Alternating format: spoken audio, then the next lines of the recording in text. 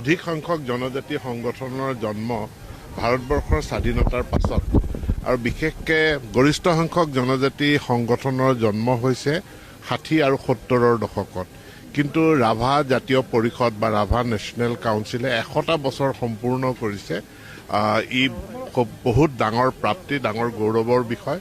মই সংগঠনটোক মোৰ অভিনন্দন জনাইছোঁ। তথাপিও তাৰোপৰি মই ৰাভা জনসাধাৰণক তেওঁলোকৰ প্ৰতি কৃতজ্ঞতা প্ৰকাশ কৰিছোঁ, প্ৰশংসা কৰিছোঁ যে 100টা বছৰ ধৰি তেওঁলোকে এটা জাতীয় সংগঠনক সজীৱ কৰি ৰাখিছে আৰু আজি বিশাল পৰিসৰত শতবৰ্ষ উদযাপন কৰিছে। জনজাতিসকলৰ মাজত নৱচেতনাৰ উন্মেষ ঘটোৱা, তেওঁলোকৰ মাজত কৃষ্টি, সংস্কৃতি, ভাষা, বিভিন্ন বুৰঞ্জী গৱেষণাৰ যিটো নীৰৱ আন্দোলন, সেই নীৰৱ আন্দোলনৰ প্ৰতি সাহস, প্ৰেৰণা এই জাতীয় সংগঠনসমূহে যোগাই আহিছে, য'ত ৰাভা নেশ্যনেল কাউন্সিলেও ৰাভা জাতিৰ বুৰঞ্জী, তেওঁলোকৰ ভাষা, কৃষ্টি, সংস্কৃতিক ইয়াক পুনৰুজ্জীৱিত কৰাত প্ৰেৰণা যোগাই আহিছে।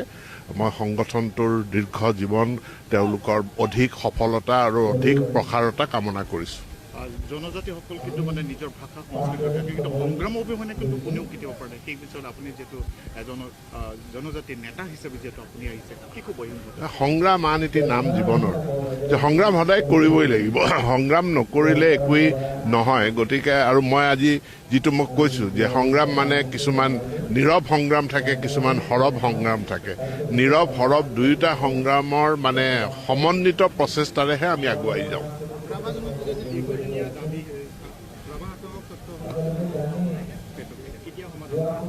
এইটো আলোচনা আৰম্ভ হৈছে আৰু ভাৰত চৰকাৰৰ গৃহমন্ত্ৰীৰ পৰ্যায়ত আলোচনা হৈছে আৰু গৃহমন্ত্ৰীয়ে কৈছে যে গৃহ মন্ত্ৰালয়ে এজন ইণ্টাৰলকিউটৰ নিয়োগ কৰিব, যিজনে ইয়াৰ মানে যি ক্ষুদ্ৰ আইনী সাংবিধানিক দিশ আছে সেইবিলাক চালি জাৰি চাই সোনকালে ইয়াৰ মীমাংসা কৰিব।